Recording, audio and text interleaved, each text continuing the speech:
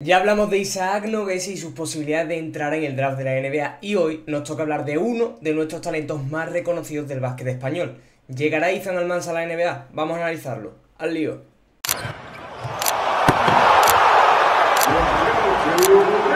Izan Almansa ha sido uno de esos jugadores de los que más se ha hablado en las últimas semanas, pero no por un aspecto positivo. Su positivo en sustancias ilegales ha hecho que muchos aficionados y muchos scouts tengan intriga por lo que puede pasar con este prospect, con este talento que va a estar rondando la segunda ronda desde principio de que se supiese que Izan se presentaba al draft y va a estar en esas cotas. No parece haber cambiado mucho, pero sí que puede cambiar su situación en cuanto a que se la pueda jugar un equipo de ahí de los que está abajo en esa segunda ronda. Antes de analizar todo, de ver las fortalezas, las debilidades, dónde puede encajar Izan mejor en la NBA, porque todo ello es lo que vamos a hablar en el vídeo de hoy, quiero que te suscribas a este canal, le dejes un buen me gusta al vídeo y sobre todo me comentes dónde crees que podría encajar Izan, porque es una pieza bastante limitada, aunque con muchas fortalezas de las que ahora hablaremos, y yo creo que hay alguna franquicia que otra que pueda apostar por él por necesidad, y yo creo que porque le gusta mucho y puede entrar muy bien en el estilo del entrenador. Pero nada, sin más dilación, vamos a hablar de las fortalezas y debilidades de Izan Almansa. Izan es un ganador, un jugador que siempre vas a querer tener en tu equipo porque a nivel competitivo es un jugador que puede aportar puntos en la pintura, combinaciones a partir del juego interior, defensas interiores con gran calidad y mucho esfuerzo acompañado de una gran lectura tanto a nivel ofensivo como defensivo. Cierto es que Izan desde su MVP en la sub-19 no parece más que haber progresado menos de lo que hubiésemos esperado. Su tiro exterior sigue siendo bastante débil, es un jugador que sigue necesitando de protagonismo con el balón para sentirse efectivo y en defensa todavía parece costarle mucho parar a ese jugador exterior atlético en el mismatch que mete una marcha más en el ritmo del partido. Pues antes que centrarme en las fortalezas, quiero centrarme en las debilidades, porque de Izan casi que llevo esperado muchísimo y yo creo que lo he sobreestimado muchísimo durante todo este tiempo, durante el Mundial Sub-17, el Mundial Sub-19, yo creía que iba a ser la futura estrella del baloncesto español. Y realmente puede serlo porque tiene ese potencial, porque es un jugador que, hablando de características, de fundamentos, es un jugador que lo tiene casi todo y lo que tiene, lo tiene muy bien, denota casi rozando el sobresaliente, de las fortalezas que tiene es un sobresaliente, pero sí que es verdad que todavía le faltan muchas cosas que nosotros, los aficionados, esperábamos que fuese a cumplir. Por ejemplo, su tiro exterior, que parecía estar mejorándolo, que parecía que en G-League, ese salto que iba a dar en G-League en Estados Unidos, iba a ser vital para mejorar su tiro exterior, no lo fue, apenas tocó balón. En Australia parecía que eso le iba a dar un poco una chispa nueva, un cambio, a encontrar un nuevo Izan. E incluso al principio de temporada vimos un nuevo Izan, ¿no? O sea, un jugador que iba mucho más hacia el aro, que podía tirar de fuera, que estaba haciendo grandes cosas. Pero al final de temporada ha ido muy a menos y parece que estamos más o menos en el mismo punto. O sea, sí que es verdad que ha mejorado un poco, el tiro desde la esquina pues sí que puede llegar a ser efectivo, pero no caigamos en la tentación de pensar que Izan ha mejorado muchísimo su tiro exterior, que yo creo que tiene potencial para mejorarlo y creo que por fin ha elegido bien en ir a la NBA, porque dentro de lo malo, en un equipo que le dé la oportunidad de ir a G-League, creo que va a tener oportunidades para seguir progresando y mejorando, como ha hecho Isaac Nogués, por ejemplo, que yo sí que le veo una mejora notable en defensa y le he visto cosas en ataque, ya lo hablamos en el anterior vídeo. Pero Izan, por ejemplo, se me ha quedado bastante corto. También era un jugador que por físico, por condiciones, pues podía quedarse en los mismatches con jugadores pues más físicos, más atléticos, con mejor manejo de balón. Era un jugador que en el mismatch tampoco lo querías mucho, pero parece que con el tiempo hemos encontrado que le cuesta un poquito ese jugador rápido que se va hacia adentro, le cuesta muchísimo la lateralidad de piernas contra ese tipo de jugadores en el mismatch, ese te entro pero te hago un step back, lo deja muy descolocado, o sea, no se ha convertido en un buen jugador para defender esos mismatch como sí que lo era en su etapa junior, en su etapa de la sub-17.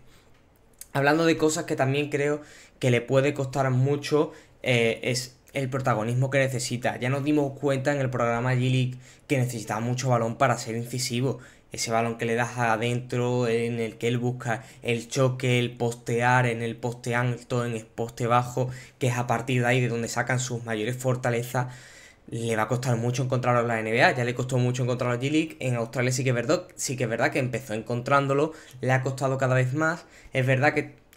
cierto es, que quiero explicarlo todo, que Ethan es un jugador que con el paso del tiempo también se ha convertido más válido en ser un jugador de rol. Hemos visto en Australia que no ha sido una estrella ni mucho menos, ni una segunda espada te diría de su equipo, y ha encontrado puntos, ha encontrado maneras efectivas de ser un jugador útil. O sea, es decir, por lo menos algo creo que ha mejorado bastante en los últimos años, que era que sin protagonismo era un jugador que rendía muy pero que muy poco, y es verdad que este año ha encontrado su sitio sin tener el máximo protagonismo o el protagonismo que él hubiese querido tener, que es donde yo creo que él saca a relucir su mejor juego, que es en el poste bajo, sacando ventajas un poco, una Daimara un poco más pequeño, un poco más físico, pero sí, típico jugador español que desde dentro hace mucho daño, pero ya no se juega desde dentro, ya desde dentro juegan muy pocos equipos y no creo que Ethan sea ese jugador al que le vayan a dar balones para que él experimente. Bueno, hablando un poco de las fortalezas, hemos hablado de ese juego interior donde yo creo que puede aportar mucho. Creo que es un jugador que en el talento defensivo, que es un talento defensivo muy bueno, sobre todo protegiendo la pintura. Es un jugador que, como te digo, para ese tipo de jugador de 2'10, 2'11, incluso 2'08 si se queda en un 4, que sea más fuerte, que sea más físico, es un jugador que al choque va bien, que tiene buena lateralidad de piernas para ese tipo de jugadores, que puede aguantar bastante movimiento, que tiene muy buenas lecturas de juego defensivamente hablando, que puede cortar cortes, que puede cortar pases. O sea, es un jugador inteligente en ese sentido que yo creo que puede ser bastante útil, pero claro, tiene ese handicap que yo creo que en el mismatch parece que no ha encontrado todavía su momentum para poder parar a ese jugador al que va a defender en el mismatch. Pero sí que es verdad que si hablamos de defensa interior, es un jugador bastante útil, bastante capaz, que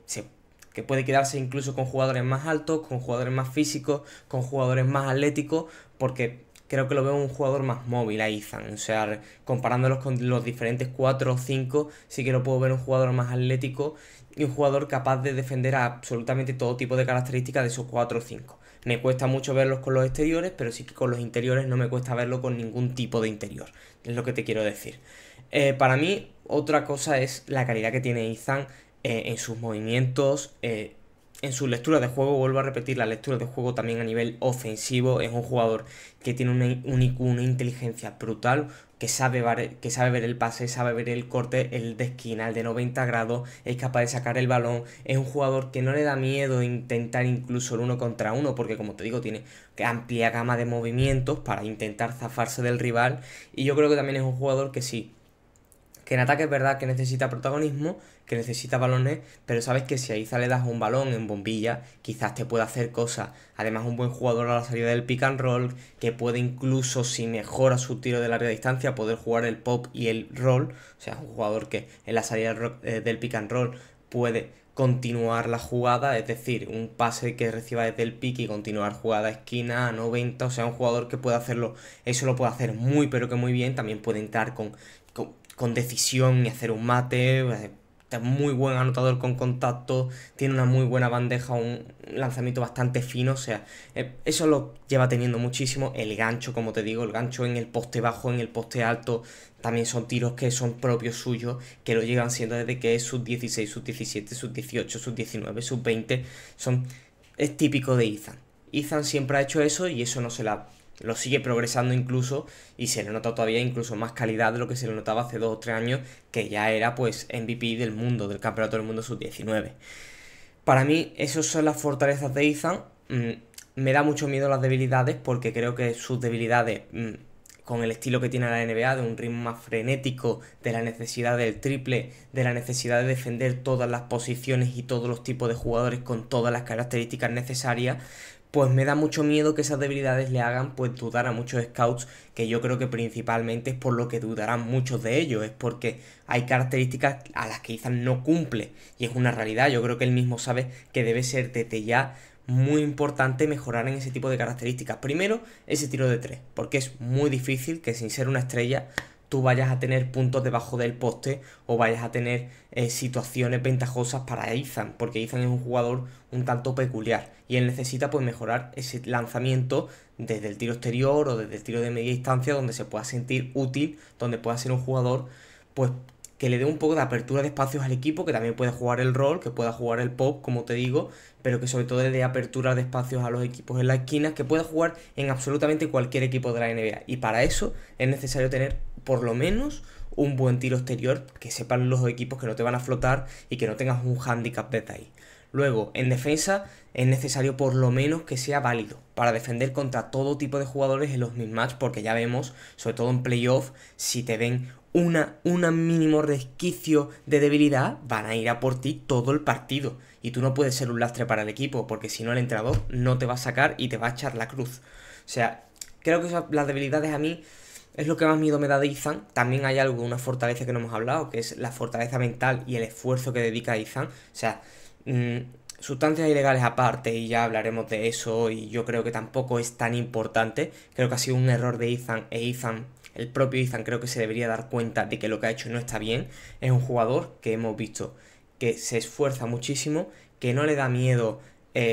marcharse a la otra punta del mundo si es para progresar, si es para mejorar, que siempre va a intentar lo mejor para el equipo, que es un jugador competitivo y que es lo que quiere jugar y quiere ganar, sobre todo. Ethan es un ganador. Y por eso es una fortaleza que también le veo a los scouts de decir, mira, es verdad que tiene debilidades, pero es que yo sé que si tengo un buen entrenador, que si tengo un buen equipo técnico alrededor suya, este chaval va a mejorar, porque este chaval sé que va a darlo absolutamente todo por mejorar, porque él quiere ser un jugador de baloncesto profesional y quiere jugar en la NBA. Así que nada, espero que las debilidades no pesen mucho, espero que las fortalezas pesen demasiado. Y nada, vamos a pasar un poco a ver dónde podría encajar Ethan y cuáles son las franquicias que así la han mirado un poquito. Ethan es uno de esos jugadores que los scouts conocen a la perfección desde que tenía 16 años y lo seguían en los torneos internacionales de formación. Muchas veces eso te puede ayudar positivamente, como el caso de Hugo González, recientemente hemos hablado de ello varias veces, aunque no parece que este sea el caso, la verdad. Los Ángeles Lakers, Utah Jazz, Oklahoma o Portland Trail Blazers son posibles destinos para el murciano y ha estado ahí durante las últimas semanas en esos picks finales. Aún así, tras el caso del positivo, ha caído de las 59 posiciones del draft y parece que va a estar muy ajustado su elección hasta el mismo día que se celebre la segunda ronda. Pues este año va a estar muy divertido el draft, tanto en primera ronda por ver dónde sale Hugo, pero en segunda ronda va a ser brutal. Yo creo que segunda ronda va a ser un día súper divertido para verlo, porque tanto Isaac como Ethan van a estar ahí, que hasta el mismo día no vamos a saber absolutamente nada. Sí que sabemos que Hugo lo normal sería que saliese en primera ronda. Con Ethan y Isaac no tenemos absolutamente ni idea de dónde pueden salir y qué pueden hacer. Sí que es verdad que hay equipos que parece que se han centrado bastante en darles oportunidades a Ethan en entrenamientos privados para ver si les puede ayudar en algo. Y puede ser que los Ángeles Lakers, al igual que Isaac, ¿no ves? Los Ángeles Lakers hayan mostrado bastante interés en Ethan, incluso siendo Isaac, Ethan y otro jugador más, el que no te puedo decir, los tres principales favoritos a llevarse, o sea, a tener ese pick 55 que tienen los Lakers y salir en la segunda ronda del draft. Dicho esto, es verdad que en la última semana con lo del positivo, Jonathan Givony hizo su mock draft, no lo colocó, que lo había colocado creo que la anterior semana en el 49 o en el 51, esta semana no lo ha colocado. Yo creo que puede llegar a pesar el positivo, no lo neguemos, pero la realidad es que es un positivo de un mes, tampoco creo que sea algo muy raro en NBA, porque esa sustancia que ha tomado Ethan las toman los jugadores cuando acaban de ganar las finales, o sea, no creo que sea algo nada, pero nada raro que un jugador tome ese tipo de sustancia, no debería serlo, pero la realidad es la que es y muchos jugadores la han tomado, en Estados Unidos incluso en algunos estados no es ni legal, pero bueno, dicho esto, no le ha venido muy bien al marketing de Ethan en esta última semana enterarse de eso, y yo creo que él mismo lo sabe, y por eso pues creo que él debe estar un poco dolido de que haya salido esto justo la semana del draft, porque creo que va a pesar más de lo que debería pesar incluso. Hay franquicias también que le han dado oportunidades como Portland, que sí que creo que le veo necesidad de tener a lo mejor un 5 como Ethan. Equipos como Utah sí que necesitan incluso jugársela, ¿no? Porque ¿para qué quieres un pick de segunda ronda si tú no vas a ir por un tipo de jugador en concreto? Tú lo que necesitas es un jugador que a lo mejor esté más verde para intentar a ver si progresa y suena la campana, ¿no? Y por eso sí que Utah, pues a lo mejor ese tipo de jugador Isaac o ese tipo de jugador Ethan, sobre todo más Ethan que Isaac, ya lo hablamos en el último vídeo, pero ese tipo de jugador como Ethan, que tiene mucha progresión por delante, que te ha demostrado que puede ser un muy buen jugador, e incluso, que yo creo que es lo que te digo, que Ethan le queda muchísimo, pero muchísimo por mejorar, y quizás este Ethan que estamos viendo estos últimos 2 años sea el peor Ethan que vayamos a ver en toda su carrera. Así que, nada, sí que creo que ese tipo de equipos pues a lo mejor se la pueden jugar un poquito por el murciano, pero la realidad es que